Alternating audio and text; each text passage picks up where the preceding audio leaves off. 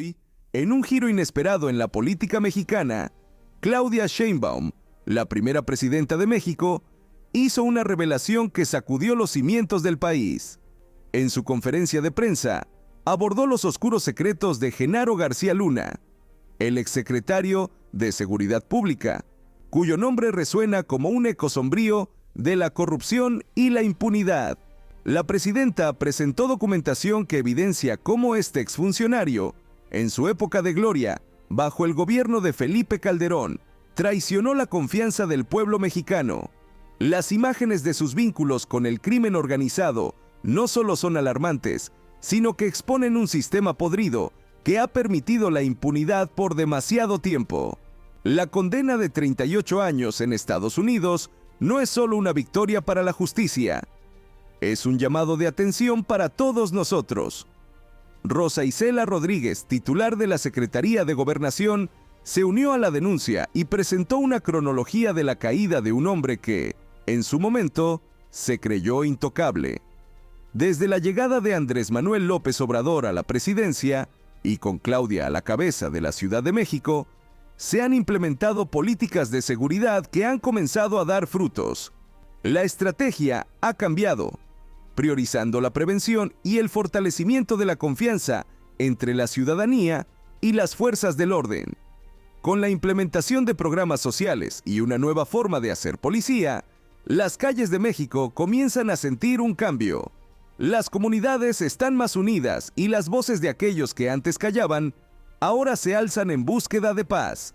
Es hora de abrir los ojos y cuestionar el pasado. Las investigaciones están en marcha y el pueblo exige respuestas. ¿Qué más secretos oscuros se revelarán? ¿Hasta dónde llegará la mano de la justicia en este oscuro laberinto? Bueno, ahora vamos a seguir hablando del caso García Luna. Rosa Isela va a presentar las investigaciones que hay en México por parte de la Fiscalía General de la República. Después Pablo Gómez nos va a presentar, a recordar las investigaciones que hizo la UIF, que también derivaron en carpetas de investigación. Y después vamos a hablar de esta resolución de una jueza que ordena bajar la publicación de la reforma al Poder Judicial a la presidenta. Y entonces Ernestina Godoy y el ministro Saldívar van a explicar por qué no tiene sustento esta solicitud que se está haciendo, no tiene ningún sustento jurídico, y vamos a hablar de ello. Y después pasamos a las preguntas y cerramos con la cápsula de Suave Patria. Adelante, Rosa Isela. Con permiso, Presidenta. Buenos días a todas y a todos. El contexto de este tema es que esta semana se confirmó que el ex secretario de Seguridad Pública de México y mano derecha del expresidente Felipe Calderón, Genaro García Luna, ayudó durante una década al cártel de Sinaloa a cambio de sobornos millonarios. Aquí está recordar que el juez de distrito de Estados Unidos, Brian Cogan, lo condenó a 38 años de prisión y le impuso una multa de $2 millones para participar en una empresa criminal continua por conspiración para la distribución internacional de cocaína, conspiración para distribuir y posesión con intención de distribuir cocaína, conspiración para importar cocaína y por hacer declaraciones falsas. Así, el Departamento de Justicia, la que sigue, el Departamento de Justicia de Estados Unidos dio los detalles en un comunicado emitido donde afirmó que el exfuncionario traicionó la confianza pública y a las personas que había jurado proteger. La que sigue. García Luna inició su carrera en 1989 en el Centro de Investigación y Seguridad Nacional en el CISEN, donde permaneció hasta 1999 y ejerció varios cargos, entre ellos subdirector y director de área, director general y coordinador general de inteligencia. Cuando era subdirector operativo de dicho centro, tuvo lugar el homicidio lamentable del candidato presidencial Luis Donaldo Colosio. El 25 de octubre de 2021, ya en esta época, la Comisión Nacional de Derechos Humanos emitió una recomendación para que se investigara este hecho. Y la Fiscalía General de la República inició la investigación correspondiente, logrando probar que existe evidencia material y prueba científica de que el 23 de marzo de 1994 en Lomas Taurinas, 2 personas accionaron en forma casi simultánea armas de fuego contra el entonces aspirante a la presidencia. El llamado segundo tirador, Jorge Antonio, fue detenido de forma inmediata y llevado entonces a la entonces Procuraduría General de la República en Tijuana, en donde fue rescatado directamente por García Luna. El 29 de enero de 2024, la Fiscalía General de la República, a través de un comunicado, dio a conocer que García Luna encubrió a Jorge Antonio, agente del CISEN, asignado a proteger al aspirante priista. Todas las pruebas aportadas por la Fiscalía General de la República, y en especial las de análisis de sangre, demuestran que en la ropa de dicho agente se halló el tipo de sangre de la víctima. Además, se encuentra debidamente probado que el CISEN mandó al acusado, a García Luna, al lugar de los hechos para después encubrirlo y sacarlo de Tijuana de manera urgente y subrepticia.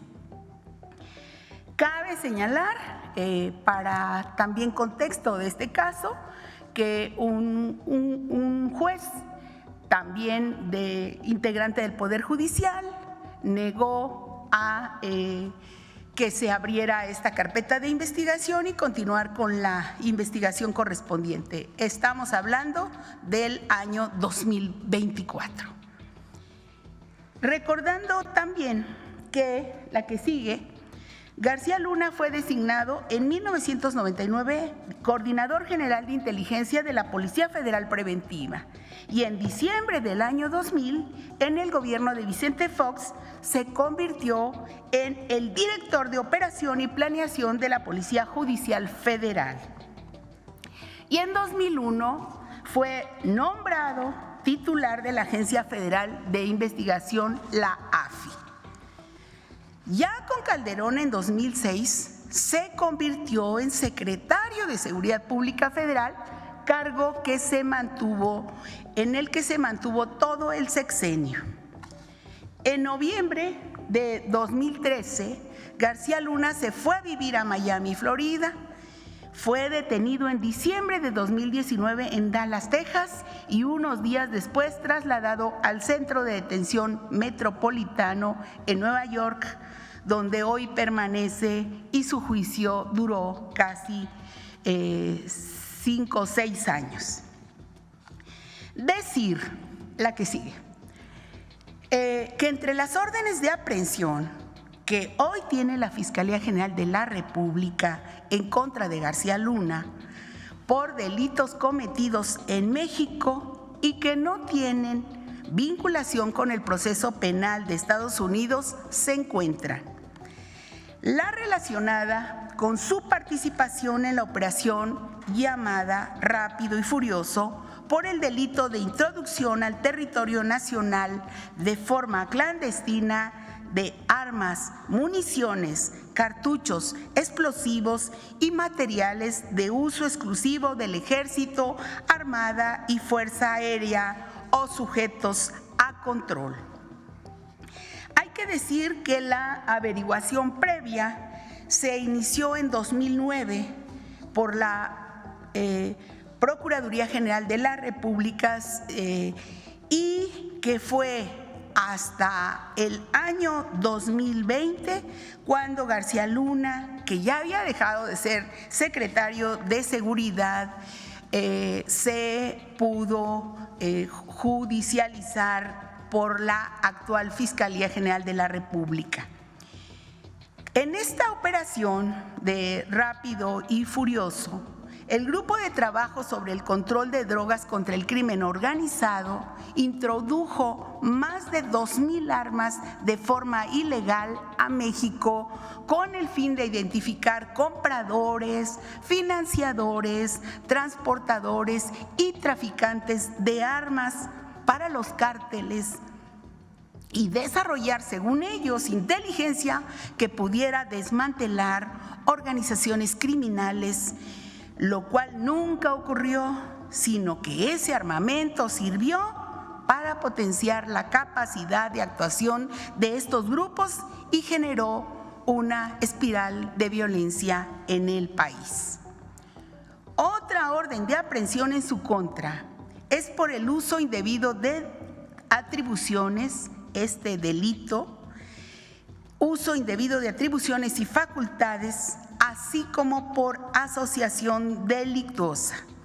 Esta investigación también la lleva actualmente la Fiscalía General de la República y se debe a que la Secretaría de Seguridad y Protección Ciudadana en el 2020 promovió una denuncia penal ante la Fiscalía, ya que García Luna promovió un proyecto para la construcción de 12 centros federales de readaptación social bajo el esquema de la participación con la iniciativa privada, logrando que se aprobara el 10 de diciembre de 2010 un presupuesto para la celebración de contratos que se adjudicaron de forma directa a empresas creadas entre julio y octubre de este año 2010, exprofeso para este fin. Y se hizo una justificación del proyecto ante la Secretaría de Hacienda para que el gasto por cada recluso se iba a reducir, lo cual no ocurrió y al contrario, subió en exceso 10, 15 veces más por preso y ya que al pagar un centro de reclusión semivacío, incrementó exageradamente este costo por interno, generando un quebranto a la hacienda pública.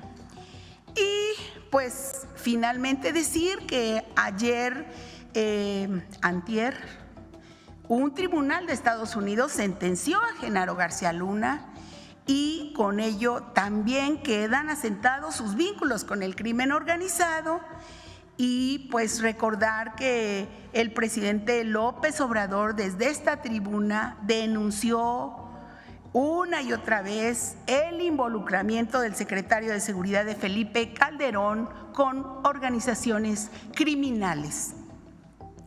Y el Poder Judicial de la Federación no quiso juzgarlo y en cambio liberó a su socia y le regresó las cuentas a su esposa. El expresidente Calderón le dio a García Luna un poder ilimitado. Su gobierno declaró ante el pueblo una guerra contra los criminales que dejó muchas víctimas inocentes. Y las investigaciones de la Fiscalía General de la República en contra de García Luna, como aquí vimos, continúan abiertas.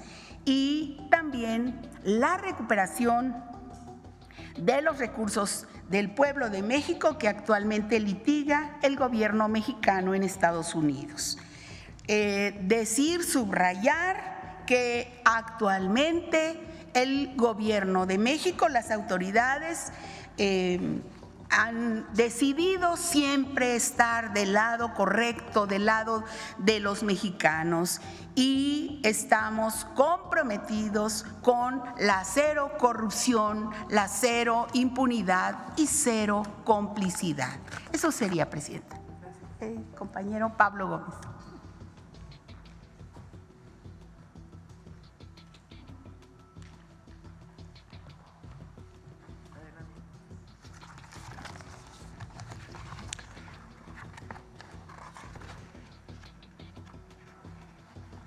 Buenos días, ciudadana presidenta. Buenos días, compañeras, compañeros.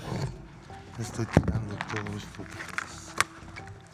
Vamos a hablar de la trama corrupta de García Luna. Durante el periodo de 2009 a 2018, la Policía Federal, el CISEN y el ODAPRIS, que es el organismo de prisiones, otorgaron 30 contratos. García Luna, a través del tejido empresarial del Grupo Weinberg, encabezado por Mauricio Samuel Weinberg López y Jonathan Alexis Weinberg Pinto, obtuvo contratos por un total de 727.923.523 dólares y 528.026.666 pesos, de los cuales fueron pagados 625.188.666 dólares y 93.866.666 pesos, con el siguiente detalle. Como ustedes pueden ver, la empresa Numbap Inc. recibió pagos del organismo de prisiones ODAPRIS por 288 millones y medio. Numbap recibió del CISEN 44 millones de dólares y algo más, y 67 millones y pico de pesos. Y de la Policía Federal, 14.500.000 dólares. Numbap Technologies Inc. del CISEN recibió 208.83 millones de dólares y Nice Systems recibió de la Policía Federal 69.100.000 dólares. GLAC, que es una empresa que aparece como propiedad de García Luna y su esposa, recibió de la Procuraduría General de Justicia de la Ciudad de México, aquí no hubo contrato, un reconocimiento de adeudo y le pagaron en algún momento 26.666.666 pesos mexicanos con 60 centavos. Este cuadro se conformó gracias al apoyo que llevó a cabo la entonces secretaria de Seguridad Pública, Rosa Isela Rodríguez, que está aquí presente. Bueno, estaba. Se nos adelantó al trabajo. De estos pagos, entre 2009 y 2018, la Policía Federal, CISEN, el ODAPRIS y la Procuraduría pagaron 625 millones y fracción de dólares y 93 millones de pesos al Grupo Weinberg a cuentas en México, Barbados e Israel. Entre julio de 2013 a enero de 2020, Numbap envió recursos a Estados Unidos por un total de 528 millones de pesos y 28 millones de dólares de manera directa. Los pagos del cuadro de arriba fueron hechos por entidades gubernamentales y depositados en cuentas de NUMBAP en el extranjero. Los de los cuadros de abajo fueron hechos por la empresa NUMBAP, cobrados en cuentas mexicanas y enviados al extranjero posteriormente. Como se puede ver en ese cuadro, en donde tenemos 28,5 millones de dólares y 528 millones de pesos. Quiero decir que las empresas NUMBAP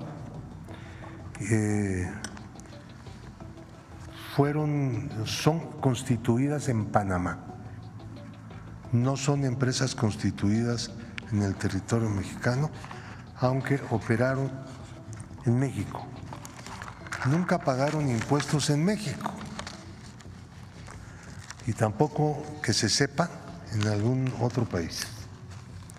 Esta es una red internacional de lavado que complementa la red de defraudación al Estado mexicano. Regresaron a México de cuentas del grupo Weinberg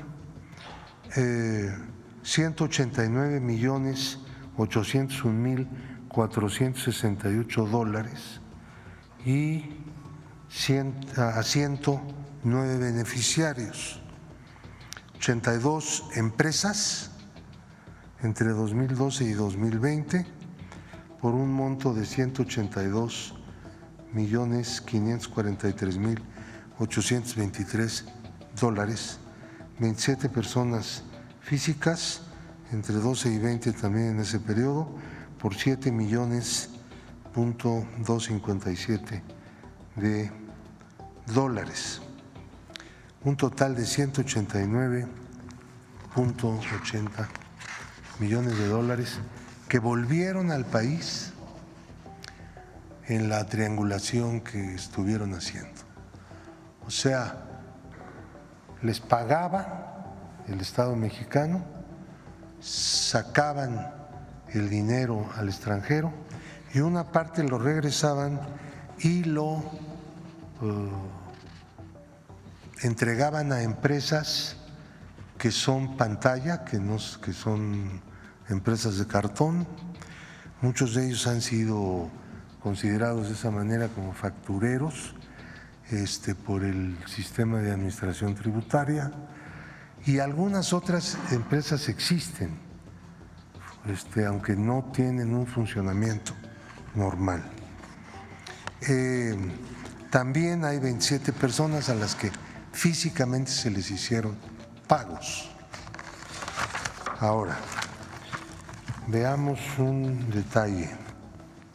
Como ya lo mencionó Rosa Isela, la secretaria de Gobernación, la Fiscalía Especial en Investigación de Operaciones con Recursos de Procedencia Ilícita, Falsificación y Alteración de Moneda, y fiscales de la Fiscalía General de la República integraron una carpeta de investigación contra Genaro García Luna y sus socios relacionada con la contratación en el organismo de prisiones, ODAPRIS, contra 61 imputados, respecto a los cuales se obtuvo 61 órdenes de aprehensión, 12 de las cuales fueron cumplidas, 36 están vigentes, 8 personas fueron detenidas, 8 vinculados además a proceso.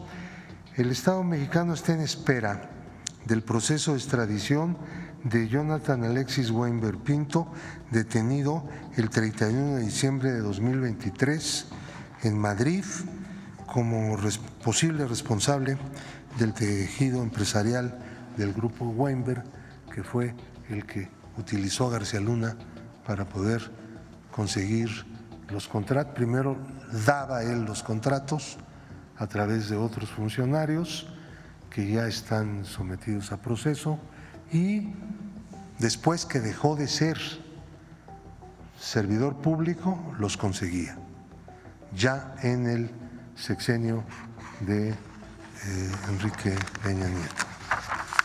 él operó transaccionalmente. Ahora, tenemos un proceso civil que va a culminar en un juicio en el estado de Florida. La demanda civil para la recuperación de activos presentada por el Gobierno de México en contra de Genaro García Luna y cómplices ante las Cortes del Condado de Miami-Dade en el estado norteamericano de Florida. Se reclaman más de $600 millones procedentes del Estado mexicano a través de operaciones realizadas por el tejido empresarial del Grupo Weinberg, dirigido por Genaro García Luna, mediante una red de corrupción y lavado de dinero internacional, en la cual participan 7 personas físicas, 4 empresas contratistas, 40 empresas norteamericanas constituidas para adquirir, poseer bienes, diseminar recursos, recibir pagos y simular actividades. Antes del juicio propiamente dicho, que se llevará a cabo próximamente, dentro del proceso civil, el juzgado ordenado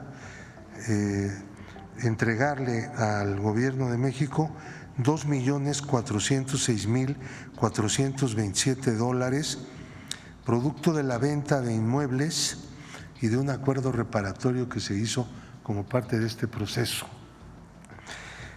Además, un departamento evaluado en $555.800, que fue propiedad de García Luna, y que ya se le entregó al Gobierno de México para su venta.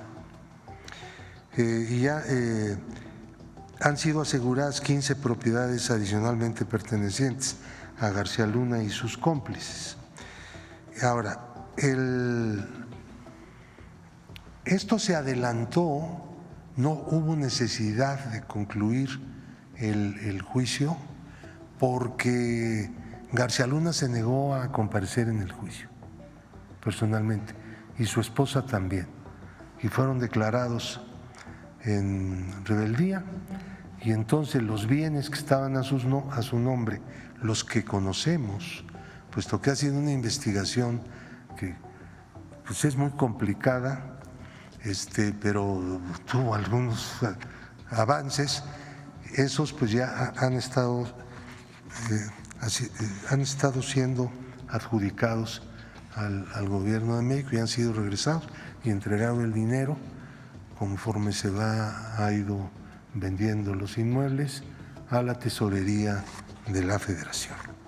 Muchas gracias.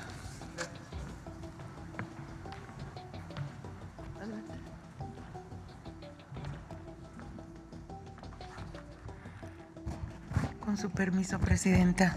Muy buenos días.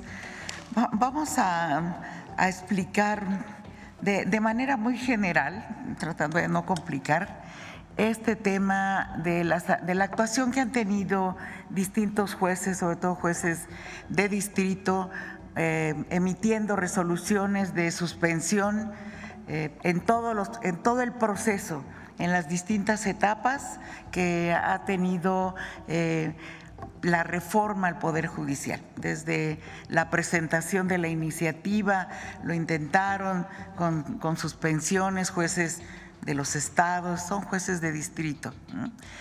Y así han ido presentando a lo largo de todo este proceso legislativo que ha llevado de manera muy pulcra el Poder Legislativo, ¿no?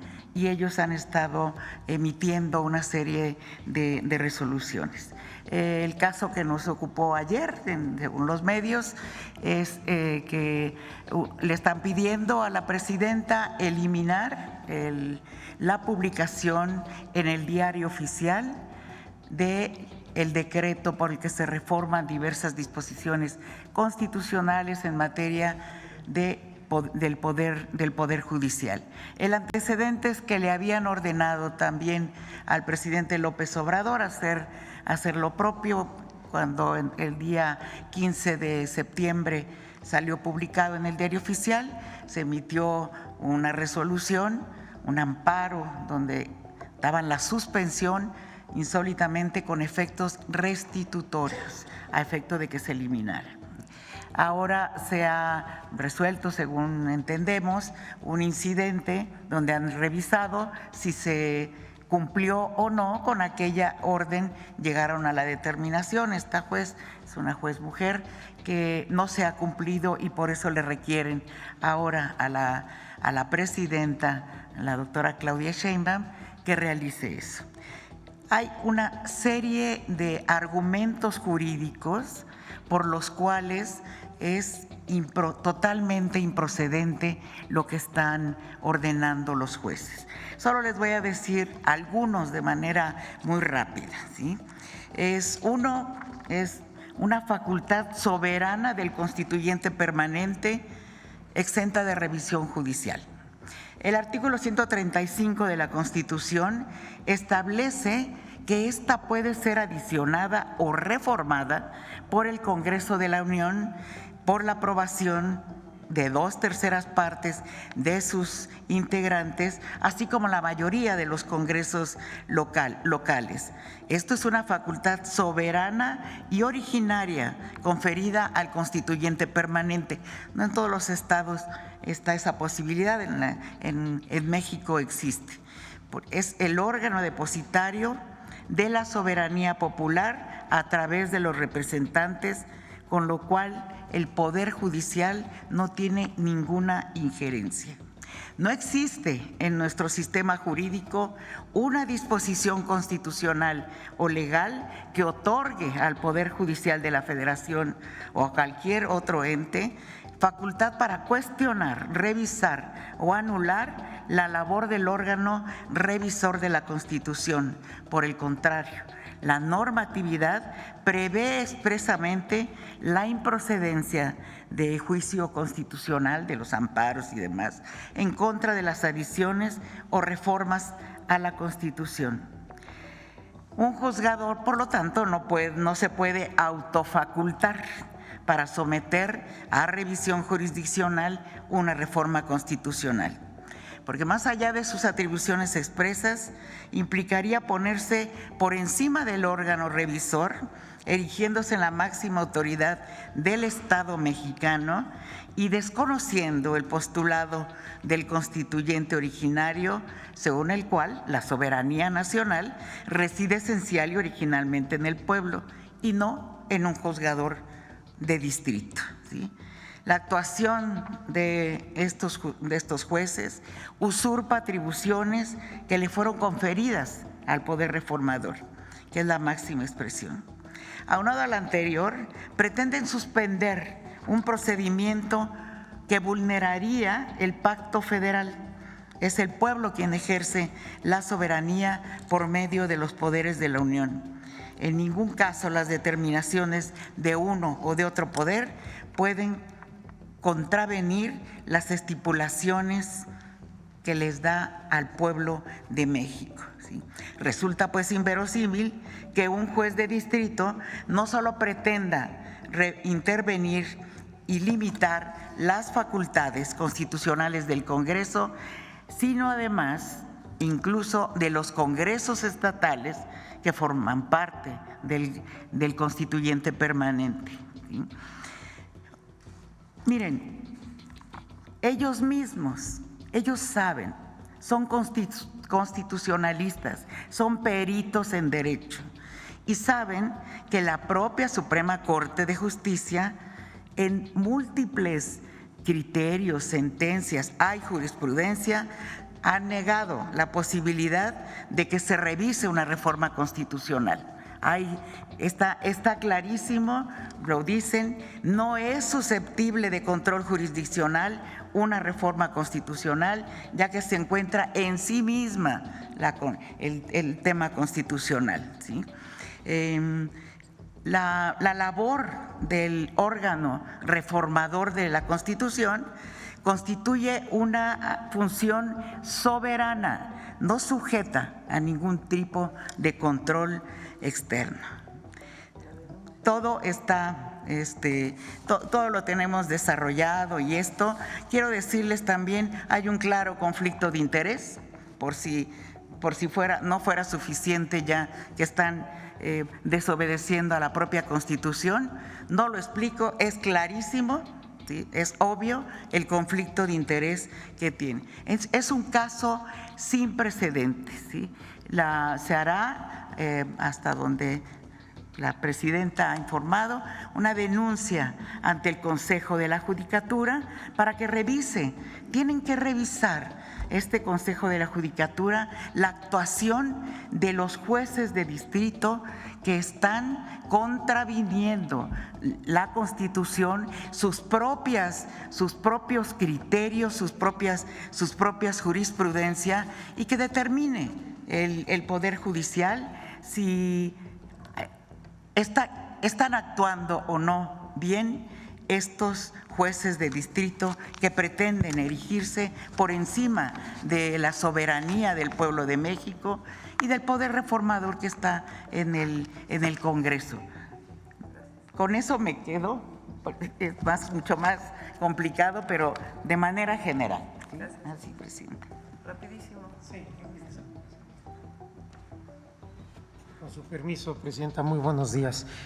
En complemento a lo que ya ha dicho la consejera jurídica, simplemente señalo lo siguiente. La Constitución y las leyes también obligan al Poder Judicial Federal. Es un poder constituido que no está exento de actuar en el ámbito de sus competencias. Todas estas suspensiones que se han venido otorgando son abiertamente contrarias a derecho. Primero, porque hay una disposición en la Ley de Amparo que con claridad establece que el amparo no procede en contra de reformas constitucionales y las y los jueces la han inaplicado de manera automática. En segundo lugar, porque tampoco procede la suspensión en contra de un proceso legislativo, mucho menos de un proceso de reforma constitucional como pretendieron. En tercer lugar, porque una suspensión no puede tener, en casos como este, un efecto restitutivo, que es invalidar o quitar una publicación en el Diario Oficial. Entre otras cosas, se está exigiendo a la presidenta algo que jurídicamente es imposible. El acto ya está consumado. Adicionalmente, se le está pretendiendo dar a la suspensión efectos generales, lo que también está prohibido, y se pretende que las suspensiones tengan efectos en procesos y procedimientos electorales, lo que también está prohibido. Es decir, en estos casos, los jueces y las juezas están actuando claramente al margen de sus atribuciones, con un interés personal y directo en contra de la reforma, estando impedidos para resolver y están trastocando y desafiando el orden constitucional. Muchas gracias. Bueno, resumiendo muy rápidamente, al menos hay 3 denuncias, aunque estamos haciendo una solicitud de información a la Fiscalía General de la República para saber cuántas denuncias hay, cuántas carpetas de investigación hay abiertas contra García Luna en la Fiscalía General de la República. Al menos, como presentó Rosa Isela Rodríguez aquí, hay 3, una relacionada con Rápido y Furioso, otra relacionada con la construcción de estos espacios de detención, reclusorios, que se hicieron a través de contratos privados con costos muy altos y en donde hay participación de García Luna, y por otro lado esta investigación que presenta la UIF, en donde García Luna está involucrado pues en lavado de dinero, vamos a decirlo así. Además está la carpeta de investigación abierta sobre el caso de Luis Donaldo Colosio, el asesinato de Colosio, en donde la Fiscalía encuentra que Genaro García Luna está involucrado. Sin embargo, un juez no dio la orden de aprehensión. Entonces son al menos estos casos y estamos haciendo una consulta para ver si hay otros casos en donde hay investigaciones o incluso ya órdenes de aprehensión contra Genaro García Luna en nuestro país. Lo segundo, una juez, le preguntaba ahora a Paulina si me daban el nombre de la juez. El día de ayer no nos ha notificado es a través de los medios de comunicación. Nancy Juárez de Veracruz, de Coatzacoalcos, Veracruz, ordena bajar la publicación del Diario Oficial de la Federación de la reforma al Poder Judicial. Y ahí dice que si no se hace eso, se dará vista al Ministerio Público y que el delito para la presidenta, porque es un amparo, dentro de un juicio de amparo, son 9 a no sé cuántos años de cárcel. Entonces, ¿cuánto? 3 a 9 años de prisión. Entonces, en el primer caso es muy importante lo de García Luna, porque hay temas jurídicos, denuncias contra el criminal Genaro García Luna en México. Y lo segundo, la explicación que dan Ernestina Godoy y el ministro Saldívar, es que la juez no tiene ninguna atribución para solicitar que se quite del Diario Oficial de la Federación esta publicación. Primero, porque no tiene atribución, porque una juez no está por encima del pueblo de México. Y segundo, porque jurídicamente no tiene ningún sustento lo que está haciendo. Y tercero, porque es el Poder Legislativo quien ordena al presidente, el entonces presidente Andrés Manuel López Obrador, la publicación en el Diario Oficial de la Federación. Entonces, no vamos a bajar la publicación, número 1, y número 2, vamos a hacer una denuncia de esta juez ante el Consejo de la Judicatura. Ya sabemos que el Consejo de la Judicatura no necesariamente está haciendo su trabajo, pero de todas maneras no queremos que quede en la impunidad, queremos que quede un antecedente de que hay una juez que por encima de su función está pidiendo que se baje una publicación que se hizo a partir de un proceso legislativo de cambio constitucional que está establecido en la propia Constitución y que deriva de la voluntad del pueblo de México expresada en las urnas el 2 de junio del 2024. Entonces, esos dos temas queríamos plantearles. Ahora sí, pasamos a las preguntas, pero acá. Muy buenos días, Presidenta. Ramón Flores, del Centinela Informa, de Humanoid y funcionarios que la acompañan. La verdad es que nos urgía llegar aquí a la mañanera porque para mí es una pena el haber escuchado cómo ayer le matizaron la información varios periodistas y también la publicaron aquí en El País diciendo que el juez Brian Cogan había comparado a Genaro García Luna con el Chapo Guzmán. La verdad es que nosotros estuvimos presentes ahí en el juicio, bueno, en el juicio ya de la condena, y él nunca comparó a Genaro García Luna con el Chapo Guzmán. Le voy a decir textuales sus palabras del juez Brian Cogan, donde después de que termina de leer su carta Genaro García Luna, en unas breves palabras de su abogado César de Castro, pues la verdad es que el rostro del juez Brian Cogan se descompuso y le dijo: usted, prácticamente le dice cínico, porque le dice: usted es capaz de estar en la iglesia los fines de semana y saliendo de la iglesia a estar negociando con los narcotraficantes. Le dice: yo entiendo que usted me dice que es un padre de familia, que fue muy educado, pero su carta no me conmueve, porque aparte usted dejó que creciera el Chapo Guzmán, que se expandiera el Chapo Guzmán, que se fortaleciera el Chapo Guzmán, le dio la espalda a la sociedad mexicana como secretario de Seguridad Pública y remata diciendo esto: usted no es como el Chapo Guzmán, usted es peor que el Chapo Guzmán. Entonces, esa declaración la matizaron.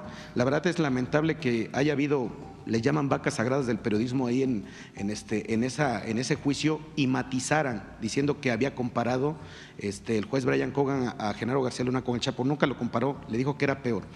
Bueno, y también, Presidenta, preguntarle a don Pablo Gómez, porque también vimos el descaro brutal de que llega la esposa de Genaro García Luna, que tiene una orden de aprehensión aquí en México, llega allá al juicio, y cuando sale, ahorita le voy a mandar el video a Paulina, cuando sale, muchos hermanos migrantes la increpan de que regresara lo robado, y la señora con una sorna con una sonrisa se fue riendo.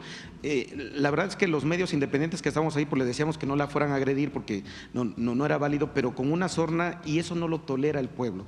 Entonces, preguntarle primero a don Pablo Gómez si ¿qué avance hay sobre su orden de aprehensión con la Fiscalía General de la República? ¿Qué pasó con la jueza que le liberó las cuentas? Y ahorita le hago una misma pregunta sobre el mismo tema. Gracias. ¿Quieres comentar algo?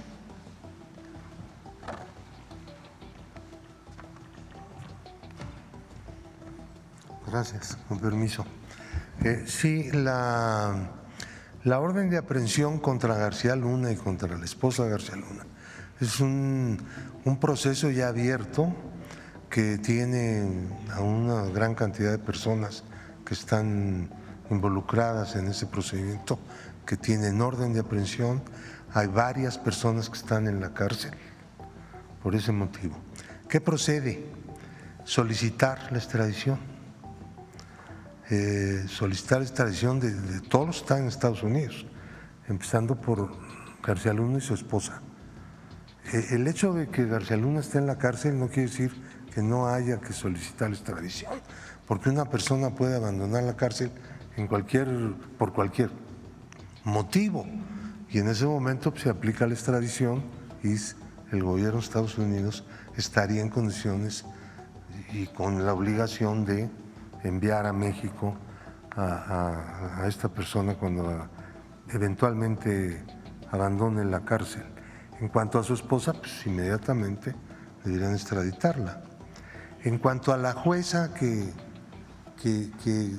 quitó de la lista de personas bloqueadas a la esposa de García Luna, pues ustedes saben que no proceden, se los voy a decir con sinceridad, las quejas contra los jueces prácticamente son excepcionalmente proceden. Y siempre hemos presentado quejas, siempre hemos presentado recursos de revisión y siempre hay una negativa porque pues están en connivencia permanentemente. No por nada se hizo la reforma judicial más grande de la historia de México. Y, Presidenta, sobre el mismo tema, sobre la declaración del juez Brian Cogan, donde dice que Genaro García Luna es peor que el Chapo Guzmán, preguntarle en concreto, ¿es un mensaje también directo para los próximos funcionarios públicos en este país saber en dónde pueden terminar si ellos se coluden con el narcotráfico o con el crimen organizado? Sí, y no se requiere necesariamente de un juzgado de Estados Unidos. Es decir, la cero impunidad es la cero impunidad. A delincuentes y a quienes engañan al pueblo de México diciendo que desarrollan una función cuando en realidad están en contra. Ahora, el tema también es que ayer, qué bueno que mencionas esto porque no se conoce, qué bueno que pudiste tomar la palabra y que mencionas que estuviste en el juicio y lo que realmente dijo el juez. Porque ayer en varios medios, ahora resulta que García Luna no, quién sabe por qué lo sentenciaron después de 5 años de juicio. Ahora resulta que no hay pruebas y salen colaboradores del gobierno de Calderón o parte de su gabinete diciendo que no saben por qué García Luna fue sentenciado, cuando hay pruebas de personas, una embajadora, incluso hay un general y hay otras personas que le dijeron a Calderón que lo que estaba ocurriendo y la colusión con los delincuentes. Pero además, como si el juicio de García Luna en Estados Unidos no hubiera tenido la suficiente información, cruce de pruebas, cruce de testigos como para declararlo culpable, y las palabras del juez. Y además, ayer también, o antes de ayer, otros periodistas, porque también hay que hablar de quien así lo hizo, El montaje de Florence Cassés es previo, es cuando él era director de la Agencia Federal de Investigación. El invento de supuestamente bandas de secuestro, la denuncia que hicieron periodistas en aquel entonces, las amenazas de García Luna contra estos periodistas, por ese montaje en donde también participó un conocido conductor. Así es. Son previas a que Calderón lo nombre como secretario de Seguridad. Entonces ahora resulta que es una víctima. Calderón sabía.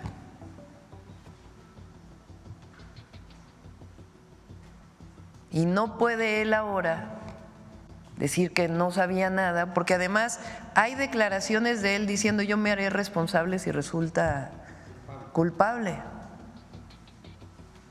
Y entonces cargan ayer un montón de exfuncionarios diciendo que García Luna es inocente. Pues esto, triple cinismo, hipocresía y todo lo demás. Entonces, como lo mencionamos ayer, es importante que el pueblo de México sepa que hay órdenes de aprehensión contra García Luna en México, que hay investigaciones, que incluso hay una investigación relacionada con el asesinato de Colosio que tanto dolor le causó a nuestro país. Y también pues vamos a ver el tema de la extradición de la esposa.